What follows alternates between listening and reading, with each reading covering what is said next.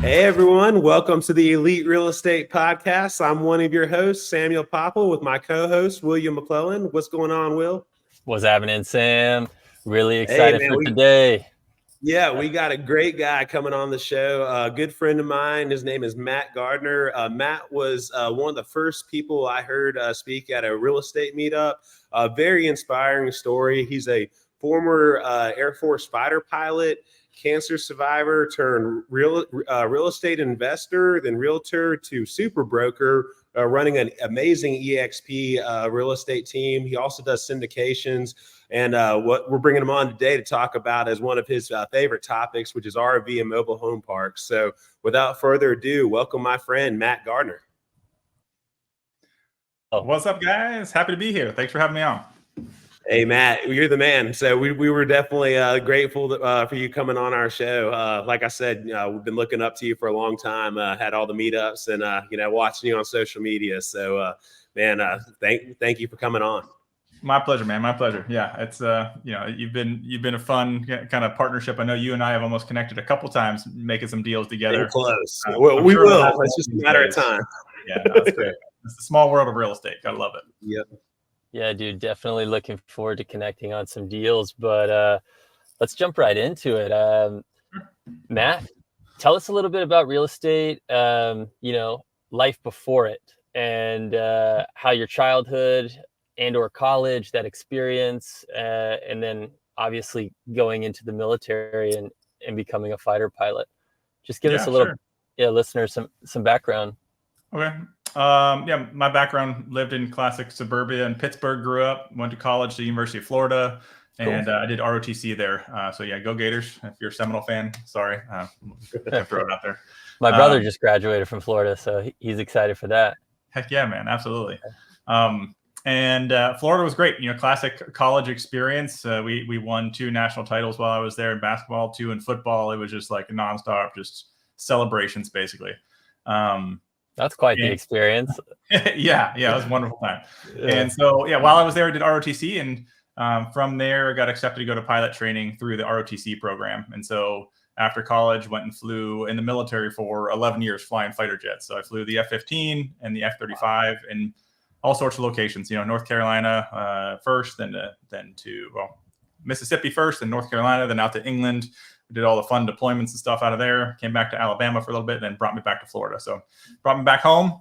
And it was really kind of at the peak of my career at that point. We were, 11 years in the military. I was an instructor in the F-35, which is like the newest stealth fighter jet they have in the military, right?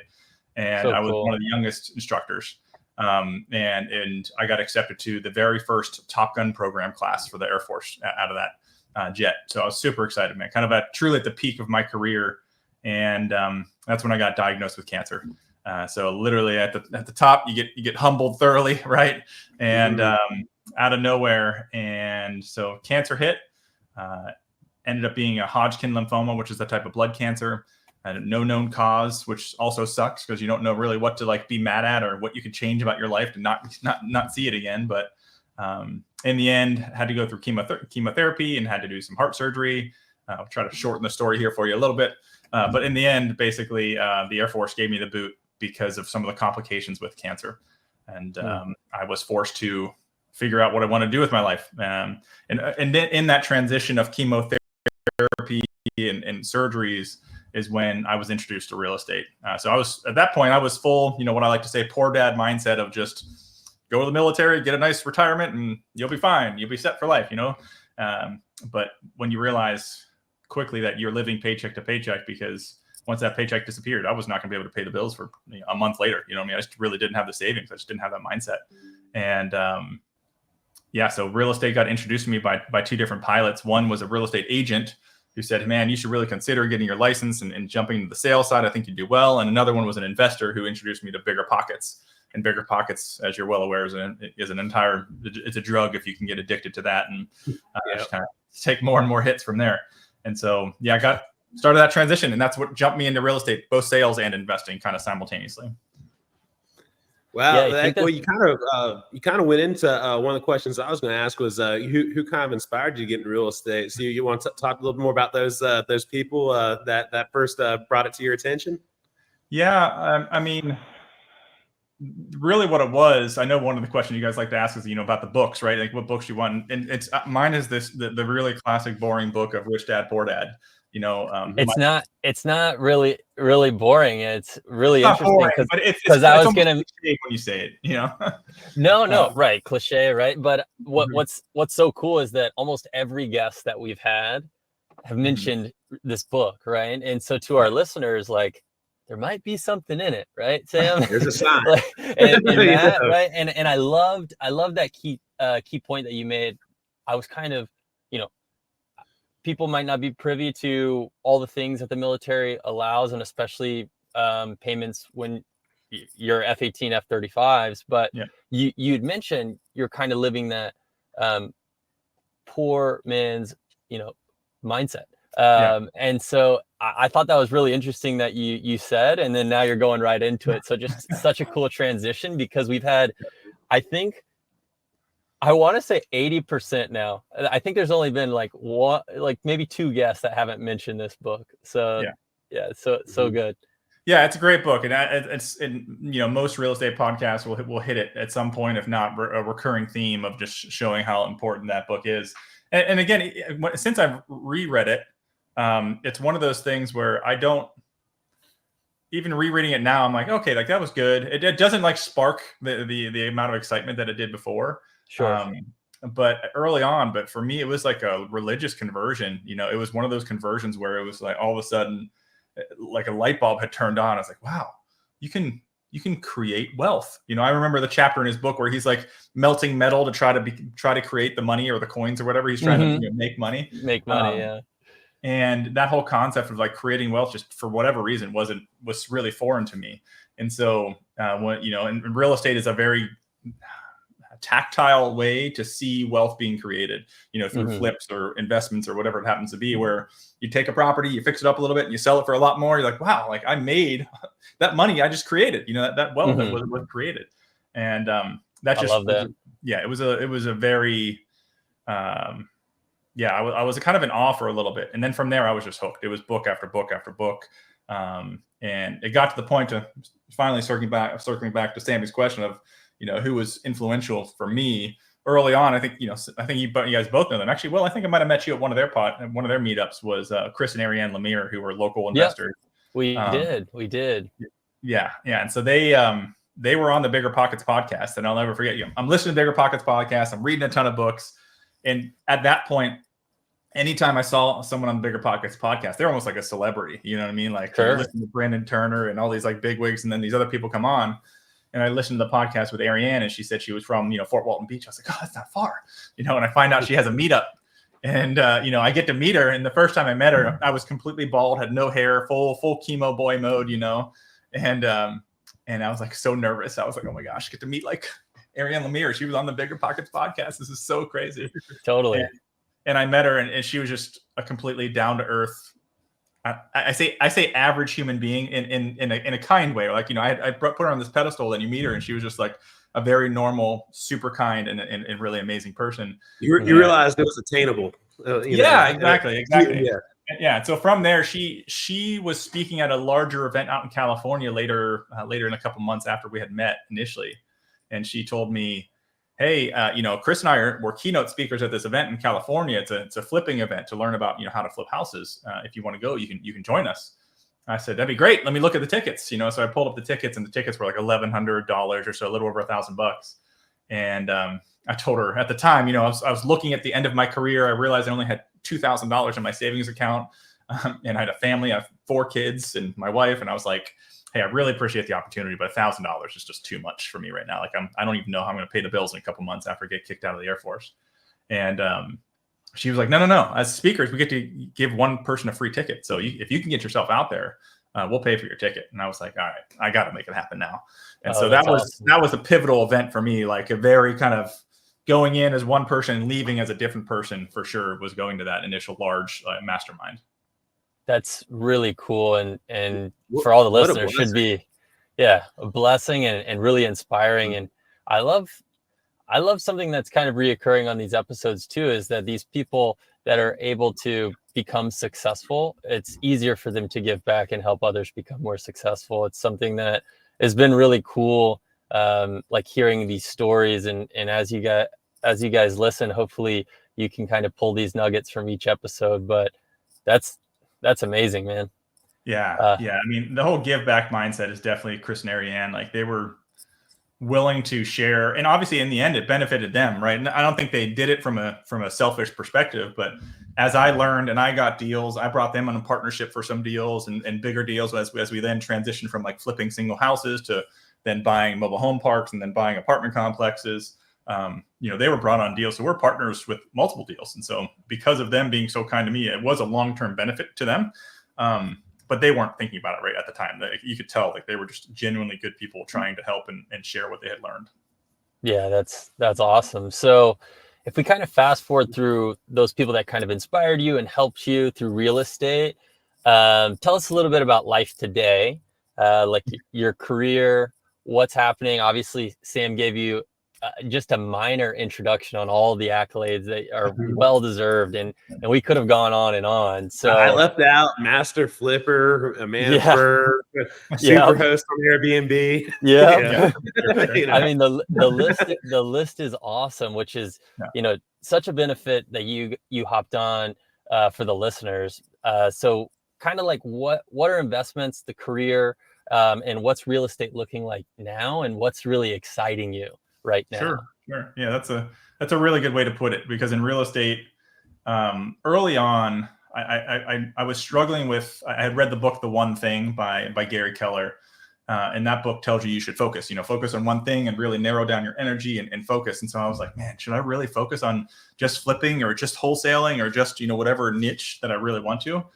And I really struggled with that concept, because at that point, I didn't know what excited me. I didn't know like what I enjoyed. I knew the concepts of all of the real estate investing kind of, it got me excited, but I didn't know like actually operationally and the disposition side, like what excited me. So I went with a more of a shotgun approach early on. I was like, all right, I'm gonna take, rather than saying I'm a flipper or I'm a short-term rental investor or I'm a mobile home park investor, I just said I'm an opportunistic investor. So if I can learn the basics quickly and I can jump in and get my feet wet and see if I like it, then I'm going to try to do that early on with whatever kind of assets jump into my my purview early on that seem to be a good opportunity. Then I'm going to jump in on those kind of opportunities rather than a specific niche. And so that's what I did early on. And that's when I found out, like, man, I don't really like wholesaling. I tried wholesaling and just didn't really jive with my mentality. I don't know. I didn't get excited by it. Flipping, it's really exciting at first. It's exciting at the end, but the during process of like the stressful dealing with contractors and kind of going back and forth, Sure. It doesn't bring me joy as much as I want it to.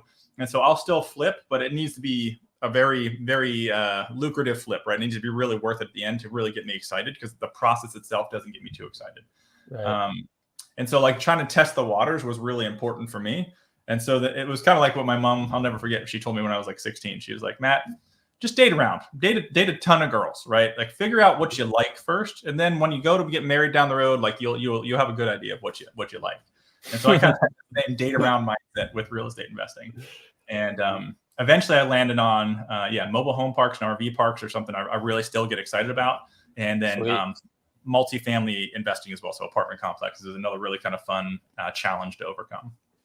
Awesome. Can you dive into some details on why it excites you and kind of some things that you've done? Like give the listeners a little taste of Matt's RVs and syndications.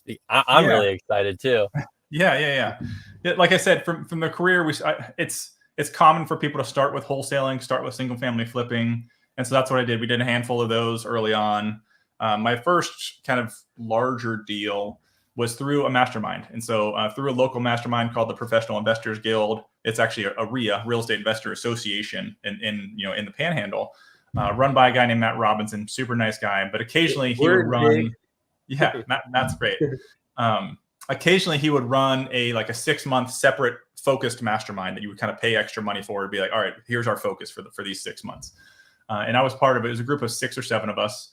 And we just focused on commercial real estate investing. And so it was good because there was just 6 or 7 of us in the group. We met once a month. It was like $3 or $4 grand for the mastermind, which at the time was expensive, but I had just started making a little bit of money through sales. So I was like, I want to invest in myself. Anyways, the mastermind itself was great. good education, but the key there was the networking. I mean, all 6 people that were in that course, we got to know each other really well and got to understand, hey, the pros and cons of different investments. We all thought the same way, the way we analyze deals. And one of the guys that I met through that mastermind, he called me out of the blue like 3 months after the mastermind. And I'll never forget. He was like, "Hey man," he's a termite inspector. And so he goes, "Hey man, I'm inspecting this mobile home right now. You want to buy a park with me?" I was like, "Yeah, sure. Are the numbers good?" He's like, "Yeah, I'm talking to the owner here, and this place needs some wood rot repair." And I asked him, if he'd be willing to sell the mobile home. He's like, "Well, I'll sell you the whole damn park." Like, sounds good, man. What are the numbers? And so from there, just because we had met at that mastermind, he gave me a call just because we connected well. He liked the way I analyzed deals, and our personalities just clicked really well. And so that was my very first mobile home park. It ended up being 17 units through a random phone call from a guy that I had met at a mastermind months before. And it worked out really well. We bought it seller financed. I put some cash in. My other partner put some cash in. And yeah, so that was kind of the first asset. I'll talk about the disposition of that one. That was the first mobile home park. And then from there, I started getting the short-term rentals. They were getting really hot. So I had a handful of short-term rentals. And then we started getting into multifamily syndication. So I bought a 42 unit apartment complex, then a 34 unit, then a 148 unit, then a 207 unit. And then it was whatever next one was, 111 unit. And then we ended up having almost 1,000 units in terms of apartment complexes through syndications. And at the same time of doing those syndications as a general partner, I was also started to acquire, RV parks and mobile home parks as well. So we had that first mobile home park. I then bought another mobile home park locally, which was a 60-unit mobile home park that we were doing an RV conversion for. So we were kind of replacing mobile homes with RVs, which we could talk about if you'd like. And then from there, definitely want to talk about that. Yeah, that's a fun one. And then from there, we started developing as well. So we started a ground up development for RV park over in Mississippi as well. That's 104 pads out there. Wow, ground up. Wow. That's pretty sweet. Yeah, it's funny that you mention masterminds. For some of the listeners, they might know this, but that's how Sam and I met. And to go even deeper on that, Will, actually, we probably got to give Matt credit for us meeting, because Matt was the one who referred me to Pig, which then led me to that mastermind. So if you wanted the full circle, Matt was the original one that introduced me to the Pig, and then and that's where I'd heard about the wholesale mastermind where Will and I met. So that's a cool story. Totally cool. It's kind of full circle that we're doing live here on the podcast. I didn't even know that. That's sick. Right. Something else that's really cool, kind of full circle, and something that Matt had mentioned earlier is like real estate, like the life of real estate can be small. And so these networking relationships are just so critical, right? So kind of those golden nuggets that we try and point out, within the episodes, this might be one, right? Like this investing back into yourself. Matt used those exact words. He started doing better through sales. And so, like he said, sometimes these are not cheap, right? $3,000 to $4,000, they're not massively expensive. In some courses that are $50,000 to $100,000, which we've seen, and some of us have attended and things like that, but that's still a lot of money, especially fresh into your career.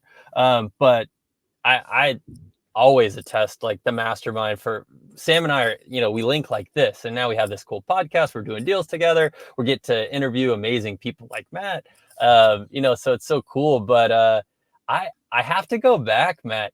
What was it like getting into the mobile home space, especially, getting that call from someone you networked with, and they're like, "Hey, you can buy the whole thing. Also, there's wood rot." I'm a termite inspector. So I'm sure there is you kind of brushed over that into massive expansion, right? 1,000 units through syndication. But I'm sure a lot of the listeners are excited on like grassroots, ground level, first entry. Like I know at least feel like I'd be totally shell shocked and like, oh my gosh, this is a totally new side of real estate. And now I'm dealing with, modular or mobile homes that are falling into themselves, literally. So kind of run us through that. Yeah, absolutely. It's quite interesting in the mobile home park world, because at that point I was becoming more of a luxury real estate agent, from the sales side. So like I don't want to say public persona, but I was doing a lot of traditional kind of luxury sales that, $1, $2, $3, $4 million houses in the short-term rental market. I was acquiring a lot of short-term rentals as well. And in the short-term rental space, it's a shiny object, right? It's, hey, we can bring our family on the weekend. It's something you're really proud of. You can kind of pound your chest, you can really promote it. But then you go to the mobile home park space, and just by saying I own a mobile home park, people instantly think like slumlord, right? They think, oh, like, what are you buying? Why would you go from buying $1 million short-term rentals to buying mobile home parks? It doesn't really quite make sense. And that perception was something I had to get over. But that perception was also one of the reasons I wanted to get into it, because it had a bit of a negative connotation. I saw that as more of an opportunity with people not wanting to touch it. It made me more willing to jump into the space to see, all right, like, is there opportunities for me to jump into this space? Because at the time, short-term rentals, so many people were flooding to the short-term rental space. It was, you could see that bubble was going to eventually pop, or at least there was going to be a ceiling that we were going to reach quickly, where you kind of reach critical mass.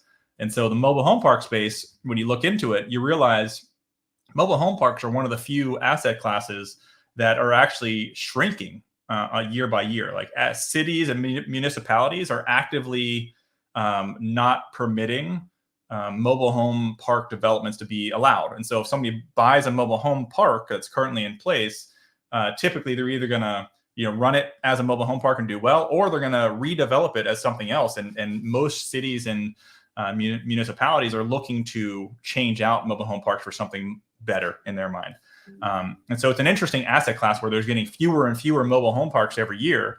And that lack of inventory makes me excited, because that means hopefully your values are going up in terms of mobile home parks. Sure. Yeah. I'm curious if that you just gave us a little bit of the taste of the disposition side. Yeah. So like jumping into the mobile home park world, one of the things to realize is a lot of people, traditional financing is difficult, we'll say. Like, you can get Fannie Mae debt in mobile home parks for sure, but they're going to have a lot of requirements. Paved roads are one example that they're going to want to see. They're going to want to see, financials, steady financials for at least for 12-month, sometimes 24-month period prior. And so if you're buying from a mom and like a local shop that's just run by Uncle Joe down the street, and he keeps track of rent on a yellow notepad, like, Fannie Mae and the most lenders aren't going to accept that to give you financing. So creative financing is very, very common in the mobile home park space. And by creative financing specifically, is typically going to be some sort of seller financing that you're looking at. And so I love seller financing. That's how I bought all of my mobile home parks so far. Have all been seller financing. We have since refinanced out or pulled line of credits on them after we bought them, but the actual initial acquisition for all of them has been seller financing. And so it's always a really great discussion, because oftentimes it's kind of like the business world right now. There's a lot of baby boomers that are exiting businesses and trying to sell their businesses. And so there's opportunities to buy these businesses with seller financing or creative financing, which we've recently done. I recently bought a 100-year-old pecan business we can talk about. But that's cool. But where at? That's in Grand Bay, Alabama, Southern Alabama. Okay. What's the name of that company? It's called D's Nuts. No, it's called D's Pecan. I saw the Facebook post. I was just giving you the opportunity to give it a shout out. Yeah. I call it D's Nuts. But D's Nuts is trademarked. I can't use that. It's D's Pecan is the name of it. But yeah, it was started by a lady named D's 99 years ago. Our 100-year anniversary is going to be next year. Wow. That's awesome. Completely different topic. Sorry. Trying to sidebar. No, but so cool. Yeah, and what you've been talking about kind of has me on a couple of questions. One of them was, kind of, if you could tell us a little bit about how you approached and got that seller financing. Was that something they led with, or did you ask for it, and kind of how'd you get it? And then, after that, I was really wanting to kind of hear why you were wanting to convert from mobile homes to RVs before you tell us about your new mobile home development going on in Mississippi. Sure. Yeah. So the first one was the seller financing. Oftentimes, what I've found at least with our acquisitions that we've purchased with seller financing, it's been owners that have owned and operated for a while. and they're looking they're tired. They don't want to deal with the repairs anymore. They don't want to deal with the rent collection. There's the whole deal, but they still want to have passive income. And they also don't want to pay taxes, or at least want to mitigate paying taxes as long as they can. And so it's pretty common discussion where a seller's like, hey man, like I want to offload this, but I still want to see cash flow. And so seller financing is the perfect solution to that problem, where you say, okay, like, how much money this is making. And as an investor, I need to make sure I'm making a profit. So you're not going to be able to see the exact same amount as far as a monthly income. But what I'll typically do, I'll present them 3 different options. I'll present them with an option that's typically more ideal for me, saying, I want to have debt that doesn't balloon. I want to have debt I'll pay you off over the next 30 years. Or if they're 80 years old, I'll say over the next 15 years, because, I'm not going to pretend he's going to live to be 110. Whatever a realistic lifespan is, I'll say over the next 20 years, I'm going to pay you off for the $1 million note.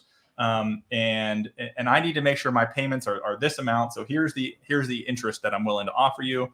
That's my opportunity number 1. Long-term debt with no balloon. That's what I want to see.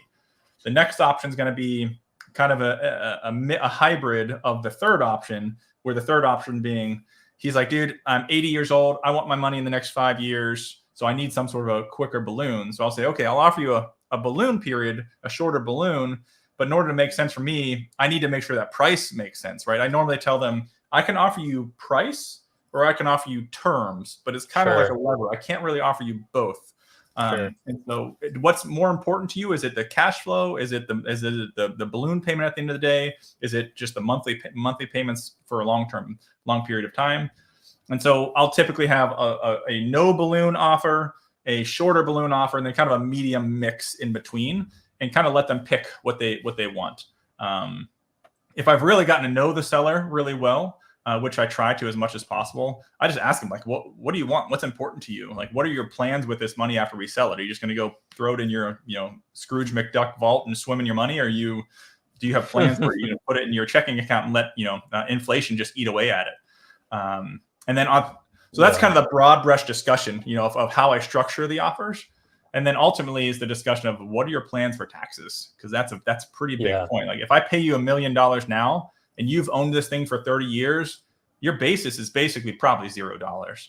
And so if I pay you $1 million now, you're looking at $1 million capital gains. So you're probably paying 200 to 250,000, depending on where you are in your tax brackets. Like, do you want to pay $250,000 in taxes right now? And through what they call an installation sale with the IRS, which we call seller financing, they're able to mitigate that tax burden down the road. And so a lot of them really like the fact that they don't need to pay $250,000 at closing or $500,000 at closing to the tax man. Yeah, I'm sure they are pretty excited on that. So I think something interesting that you mentioned as well is that you said you'd like to get to know your sellers as well as possible. So not only does this help you in seller financing terms, but it helps them in what's going to be best. But kind of talk to the listeners on how you get to that point. Are you finding these all off-market deals? Are they happening the same way that first deal happened, where it's a network situation? A guy who owns a termite company or let's just say someone that's maybe going around doing inspections or something like that. Like how does the team create those leads, and then how are you nurturing those relationships to the closing table? Yeah, for sure. I'm a big fan of manifesting. I know Sammy is as well. And so the way I try to manifest deals is through having it on my mind as much as possible, like putting those vibrations out there, if you will, out there. And those vibrations are often in the form of communication. And so I tell people, like, hey man, I'm looking for an RV park. Let me know if you know anyone looking to buy or sell. I'd love to buy an RV park. It's not like I'm always just saying that, but I'll throw it in conversations too, casually, with friends who aren't even interested in real estate. So I might be like, hey, yeah, no, what'd you do this past weekend? Oh, I analyzed this deal. It was an RV park. I was really excited, but we couldn't come to terms with the seller. Oh, that's cool, man. Like, what you do? And so I'll just kind of throw it out there as often as I can to kind of let the universe know, like, this is what I'm trying to create. And deals have come through all different ways. The first one, like I said, was through networking. The next one was through it was an on MLS deal.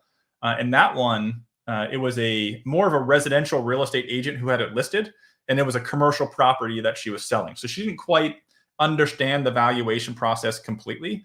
And the seller definitely didn't understand the valuation. So my second deal was they were asking $2.8 million for the property.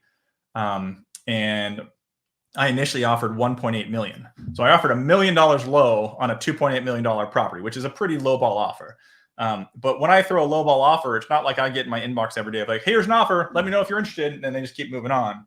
I call the listing agent and I'm like, hey, let's just talk. Can I talk you through my valuation process? Let me kind of walk you through why I offered 1.8 million. And maybe you can kind of convey these points to your seller.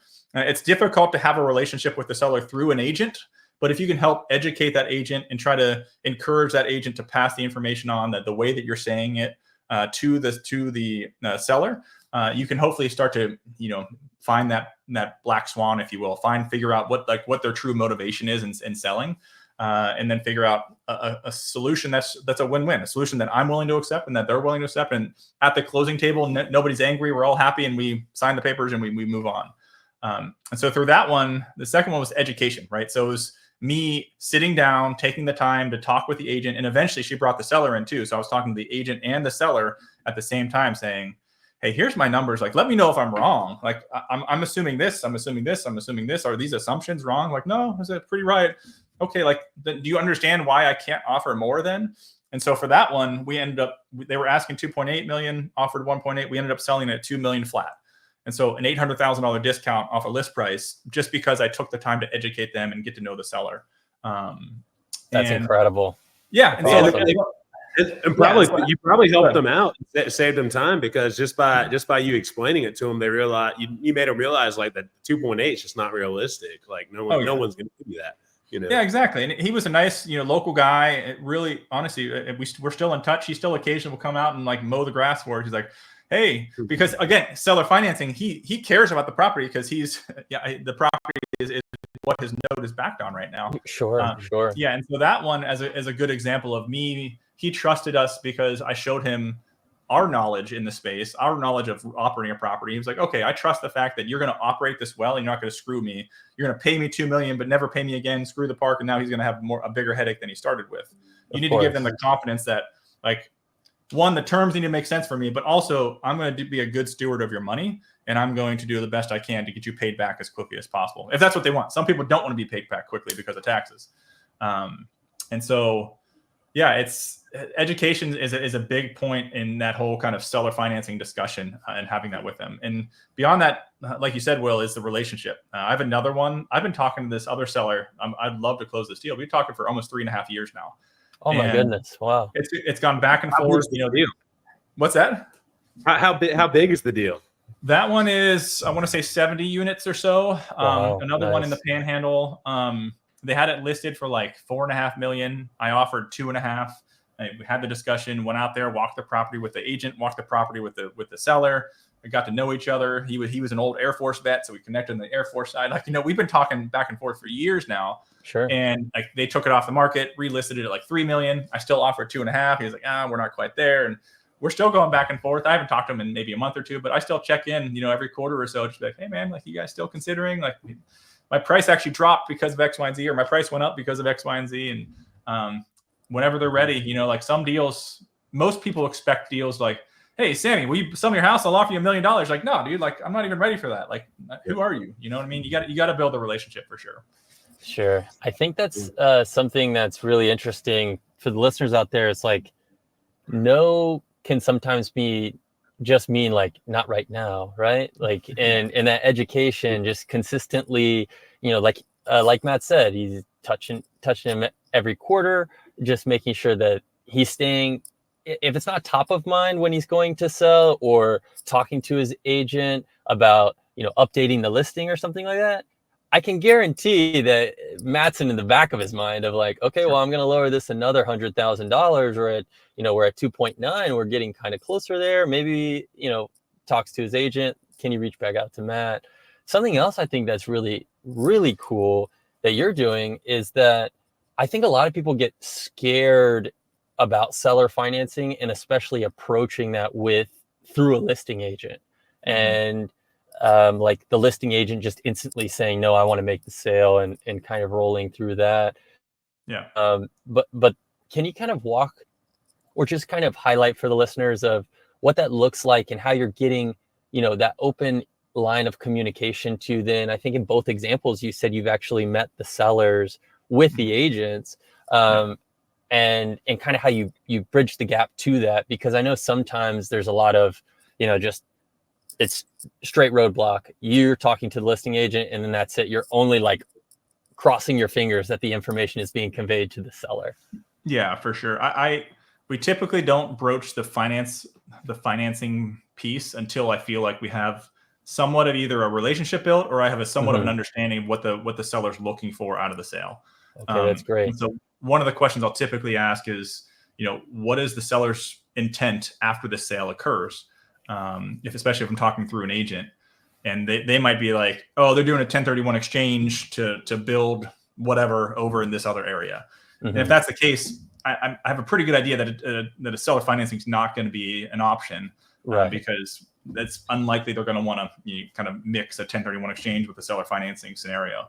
But if I have the relationship with the agent, if I have the relationship with the seller,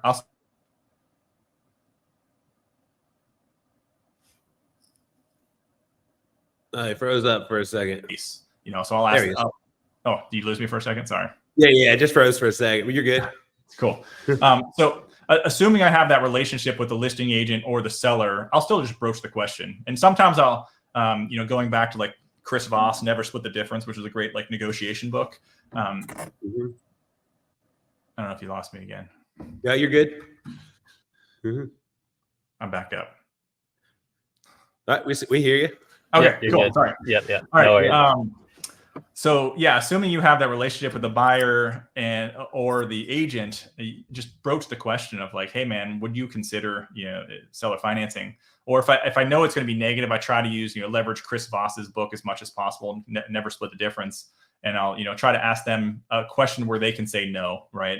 So in a negotiation, I try to give them the power to say no as much as possible. So rather than saying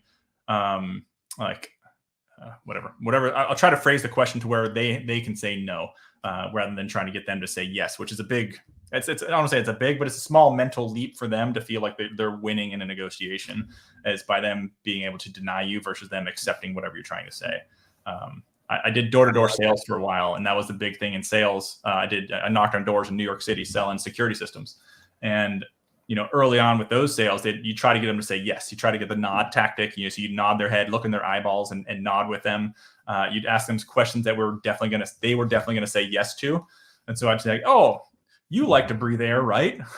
Cool. Do you like water? Do you drink water? Yeah. Cool. Like you say like dumb yes questions just to get people to say yes. And that was the mentality. You want to get them in the kind of a yes mood.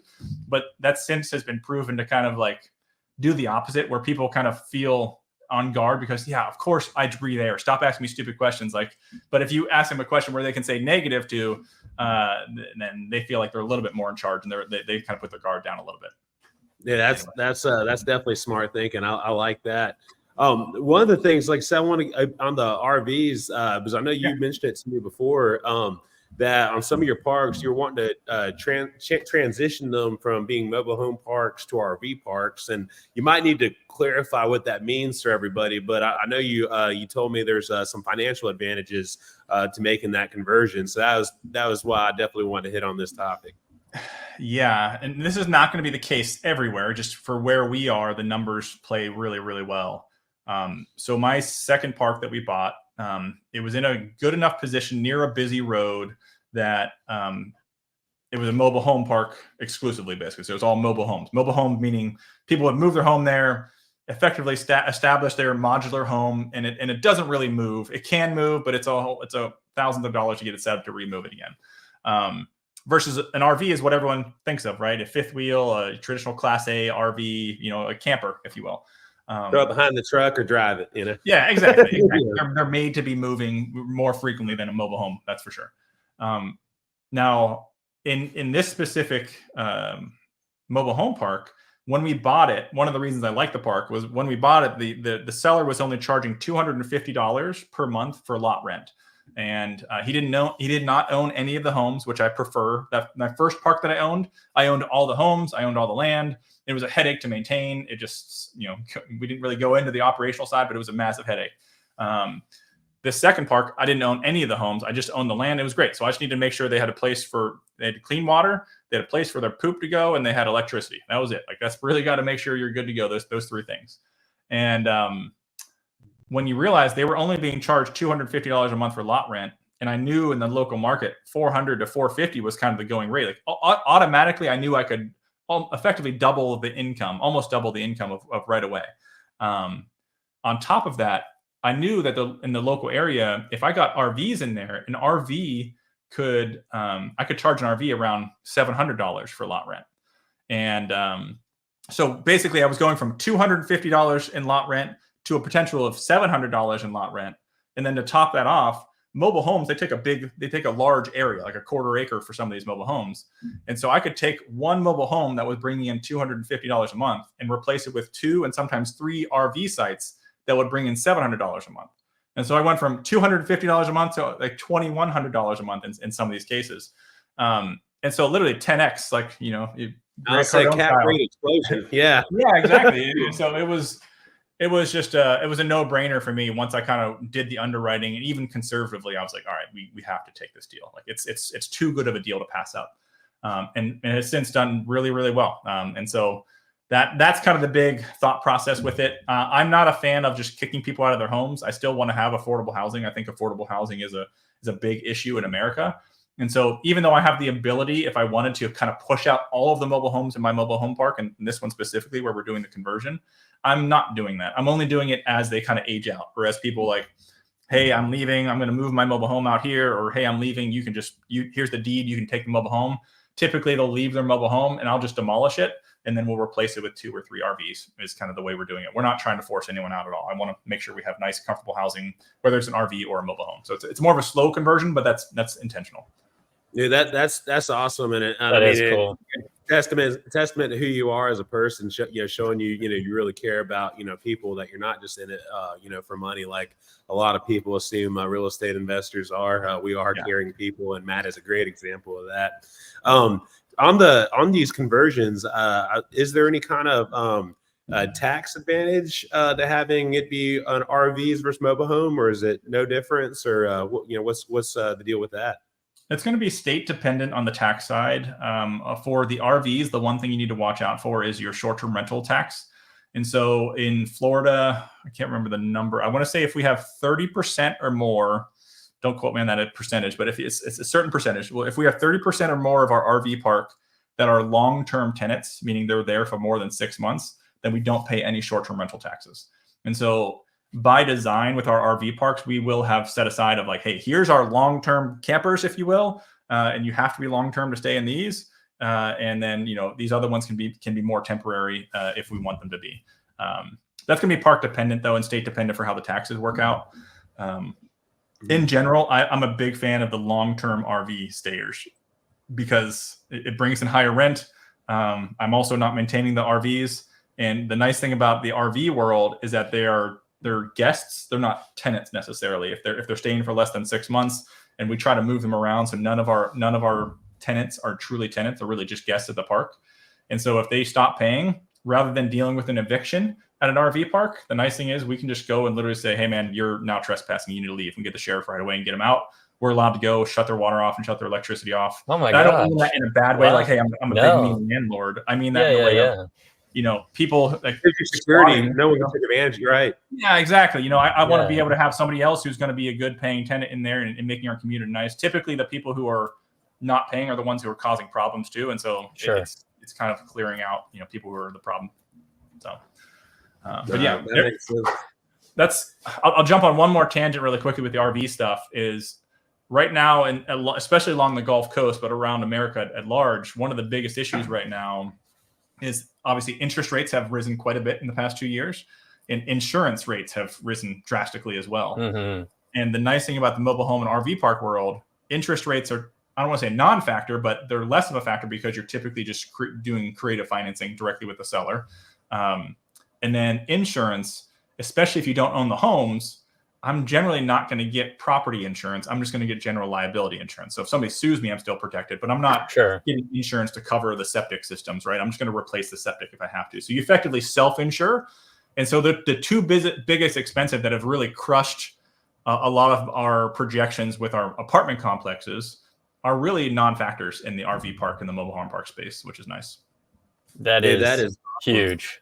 Yeah. Yeah. So tell us about the new one though in Mississippi. Like, what's that process like of building a new one? You know, so I'm guessing Mississippi's still approving them then. Yeah. So that again, so I say what's shrinking? Mobile home parks are shrinking. RV parks are actually gaining popularity. They're actually a growing asset class right now. Okay, gotcha. Cool. So there's a little bit of a distinction there. So this one in Mississippi, we had identified like a 2-acre plot with my partners, and we were like, hey guys, let's throw like 5 RVs here. Let's just see if this works. It'll be fun. And as part of our due diligence, we started calling around like the 20 or 30 local RV parks just to see, what their occupancy is like, what do they charge, what are their amenities, just so we get an idea if this is a valid business plan or not. And every person we called, we always asked the question of, hey, would you consider, buying or selling? And, most people are, no, I'm not interested in selling. Okay, sweet. Do you have any other pieces of land that you'd consider selling? And that's a common question we ask for every time we're calling around. And doing our due diligence, we ended up finding out that the 2 acres we had identified originally had a bunch of wetlands on it. It just wasn't going to work out with the way it was structured.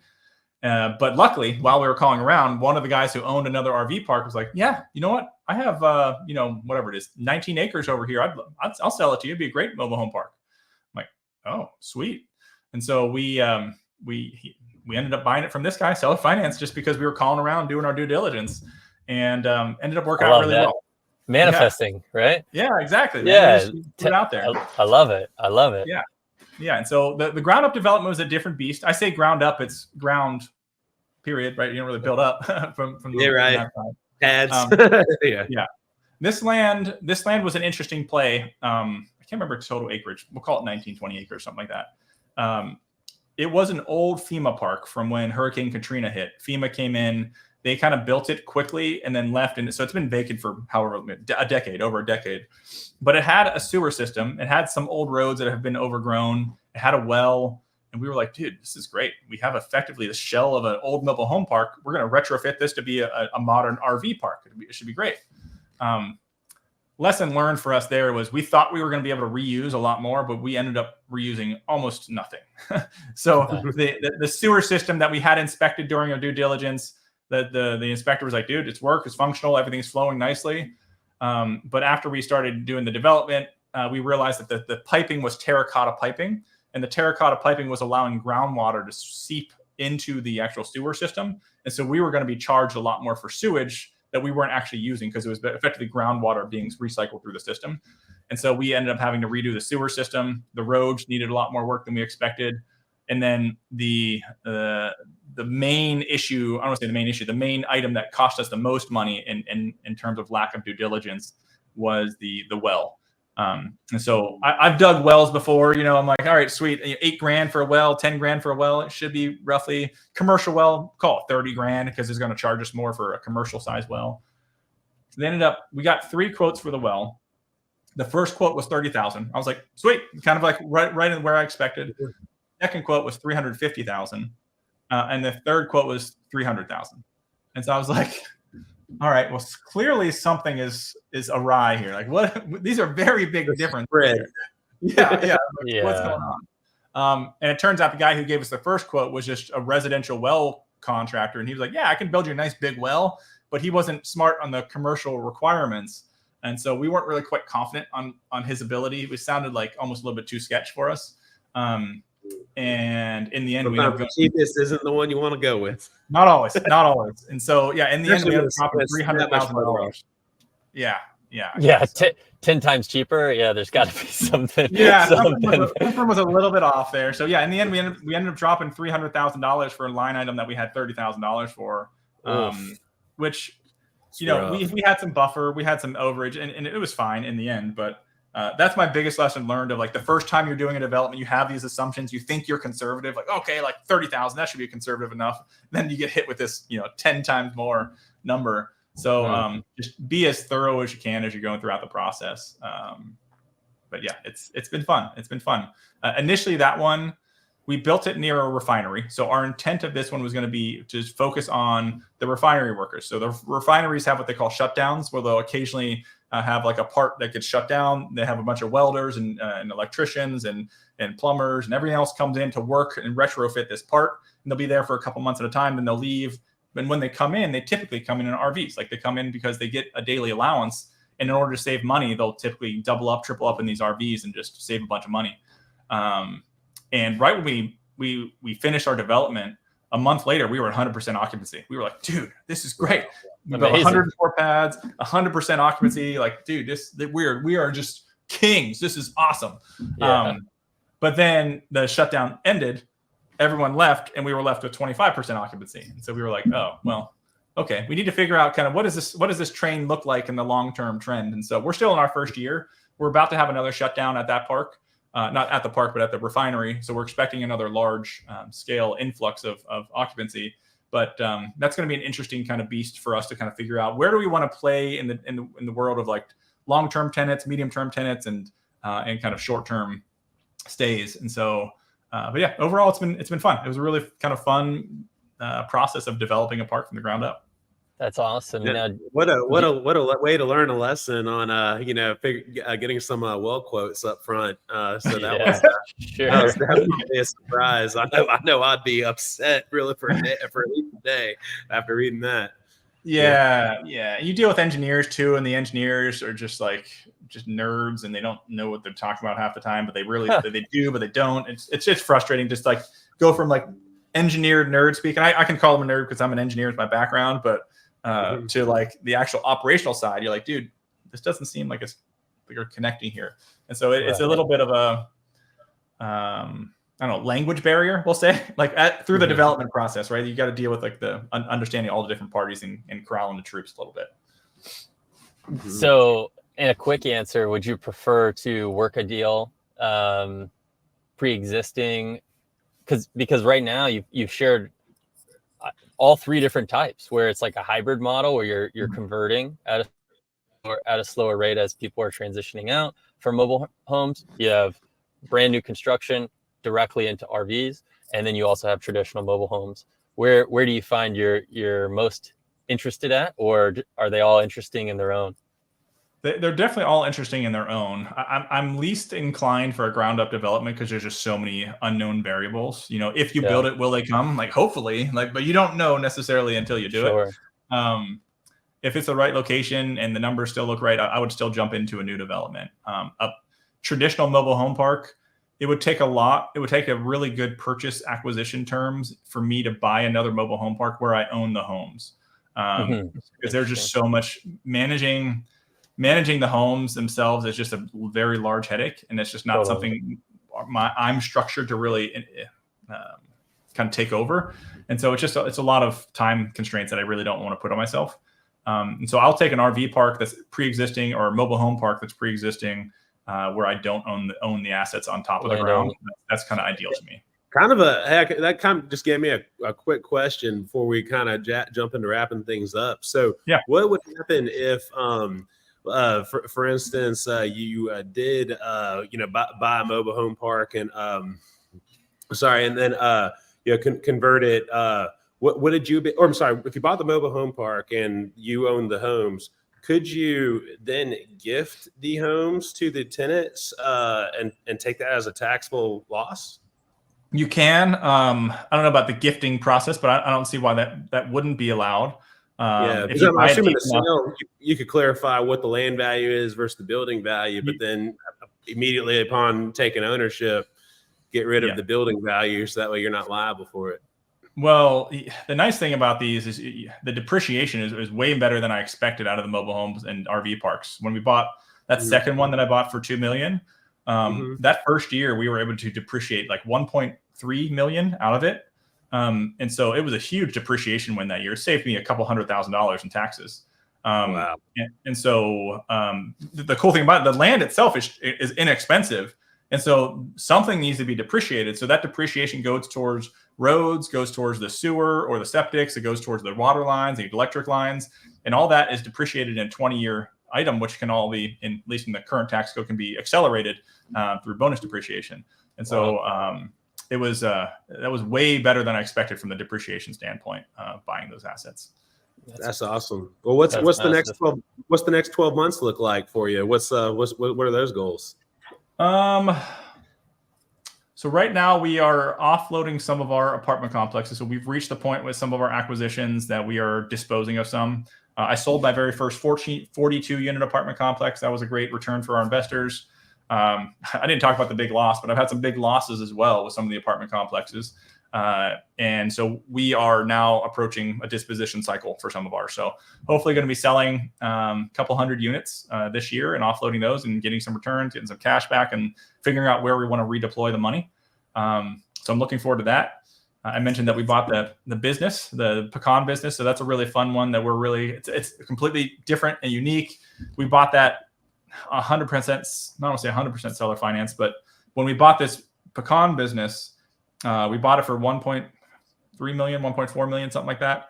And the seller agreed to seller finance 70% of the purchase. And the bank came in and a bank agreed to finance 70% of the purchase. And so at closing, we actually got a check for a couple $100,000 because the seller got paid. We got, and working out to where we got paid to close the deal. I didn't pocket any of that money. All that money is planning on being reinvested into the business itself. Sure. And so we're really excited to kind of take hold, and we're in the process of redoing the website. Though we're going to be relaunching the website here in the next week or two. So I'm really excited for that. Cool. I can't wait to check that out. Yeah. Also, really interesting, talking about creative financing, getting a double loan, getting a couple $100,000 back. Yeah. That could probably be an episode in itself. I was thinking the same thing. I was like, man, I really want to know how that works. Exactly. Name of the game was full disclosure for that. Sometimes you'll do what they call the Morby method. The Morby method, where you get temporary cash to cover the closing, so the bank isn't aware of the seller financing note. You can do that. It's a little bit more of a gray area, but it's called the Morby method because Pace Morby kind of coined it, if you will. But it's where you would get temporary lending to closing the deal, and then effectively still at closing, the seller is going to give you some of the proceeds that they receive, and so you can get paid that way. The way we did it, though, it was everything was full disclosure. So we told the bank, like, hey, they're seller financing 70%. With the extra cash we're receiving, we're planning on reinvesting it, and we told them where we're trying to reinvest the money. So it was a little bit more of an administrative headache, but we wanted to make sure we did it. I don't want to say did it right, but that's just kind of more of a vanilla kind of purchase. Yeah, right. Sure. Make sure nothing can come back. Yeah, definitely. Make sure nothing can come back later. Yeah. This is our very first foray into the business too, like business acquisition. We've never done that before. I know obviously, Sam, you're huge in the business side with all your shops and stuff you're running. And we didn't want to take investor money in a asset class that I have never done before. So I didn't really want to risk my friends and my family's money in a deal that I wasn't confident I could win in. And so this is kind of the test bed. And if this were to happen again, maybe next time we'll just syndicate the money rather than dealing with the bank, and we can kind of be a little bit cleaner in that regard. But for now, we're just doing the bank side. Yeah, dude, I'm definitely excited to have you back on a syndication too. Just kind of going through that journey, how you're putting them together, how maybe you started as limited partner and now I know you said you're general partners on a lot of deals now, and kind of, as you said, you're going through the cycle of dispositions now. That's just super cool. But I guess like highlighting what do you see the lifetime or the end game, what's that kind of look like for you? I try to do lifestyle design as much as I can, so like I early on as an investor, it's really, you're focused on like ROI and growing cash, right? Because that's, at least for me early on, I didn't have a ton of cash. So I'm like, I need money. I need to stockpile money. So at least I'm comfortable. I got my family, I got my kids. I need to worry about, I need money. And so early on, I was like, I will work 28 hours in a day if I need to, because I'll just dedicate whatever time needed to. But as you invest and grow more and more, you realize, like, dude, your time is so finite. You really can't think about everything in terms of just ROI. And I like to use the analogy of, right now, the three of us, I can guarantee we can get a 300% on our money. If you guys really wanted to get 300% of your money, we can go totally do that. We'll go down to Sam's Club. We'll buy a case of water for whatever, $20. We'll go out to a local ball game and we'll sell the water for double or triple what we bought it for. Dude, 300% on our money. Let's go. Like, we can go do that right now. But is that worth our time? Is it worth our time to make that $60 or whatever that we would make? Sure. And so that's the way I kind of look at my investments now. Okay, like, cool, this is a cool opportunity, but like, how much time, like, what is my ROT? What is my return on my time now versus just my ROI in the property. And so that's the way I kind of think and want to grow, and to hopefully having the point where I am truly at that point of, time freedom and financial independence. That's ultimately the goal. I still kind of get myself sucked into the sales because I love sales, and sales is definitely not a time freedom tool to income, but Sure. it's, for whatever reason, I'm a glutton for punishment. And so I'm still very active in the sales side, and eventually I'll kind of phase myself out there, but probably not for another couple of years. I gotcha. Man, well, that's awesome. Well, I think we already touched on some of your great books. You mentioned The One Thing, Rich Dad, and then Never Split the Difference. Are there any other? Also, both books have been mentioned in previous podcasts. So if you guys are listening, I personally love Chris Voss. And if you guys have never read Never Split the Difference, amazing. Going back again, another full circle. First time I ever heard of the book was actually at the mastermind that Sam and I did. And and I read it and I was like, whoa, this guy is amazing. Like just total, like, I don't want to spoil too much, but like going to a Harvard like class and then becoming a professor, like not graduating from Harvard and things like that. That's just like a little tidbit, and it's not even a spoiler of how amazing that book is. It's just you guys got to check it out. But what's a third one? I guess you said The One Thing. Well, The One Thing is a good one. I struggle with that one. I still have it. It's on my shelf right over there, actually. I'll promote my own book. We have my own book's gonna be coming out next month, hopefully. Oh, finally finished it. Congrats. So I'm excited for that one. It's going to be called Supersonic Real Estate. It's going to be focused for real estate agents to teach them how to work with investors, basically. And so it's kind of a soup to nuts, how to be an agent to increase your sales by working with investors and ultimately becoming an investor yourself. Dude, congratulations. Congrats, when's the date of the release? I'm targeting, so I should have my proof copy next week for me to kind of start to proof through. And I think it's going to be 6 weeks after that. So September timeframe, second week of September around there is when I'm hoping to kind of have the official release. Dude, this episode is going to be coming out probably pretty close to that time. So, everyone definitely needs to go and check out Matt's book. I know I'll be ordering a copy as soon as it's available. So, because like I said, he's a knowledgeable guy. So I know he probably put the best stuff in that book. I hope so. I mean, it's been a year and a half of writing this thing and, going back and reviewing your work. You are your own biggest critic, right? So I'm going back like, this is stupid. Rewrite this. And I'm like, you know what? Screw it. I'm done kind of rewriting my work like 4 times. I'm just going to submit it and we'll get it out. And the next book will be better. But no, I'm excited. But a third book that's not mine, I don't know, man. There's so many great books out there. I would say the other thing that really influenced me early on is biographies. And so I really am a fan of some of these biographies that just to see the extent that these business leaders will go to succeed, or like the extent of the kind of fanaticism on their business and how like just crazy they get on these things. So, Elon Musk's biography is fantastic, or Shoe Dog is a Shoe Dog. Dude, I love Phil Knight. Oh my gosh. Such a great book. Or Steve Jobs' biography by Walter Isaacson's another great one. Just to see like, you need to go crazy. You need to go like insanely, intensely focused on your businesses for a while. Like it's kind of required it's a required step before you can kind of step back and relax. Sure. And it's just really cool to see how intensely focused a lot of these business leaders were. So I like a lot of biographies as well.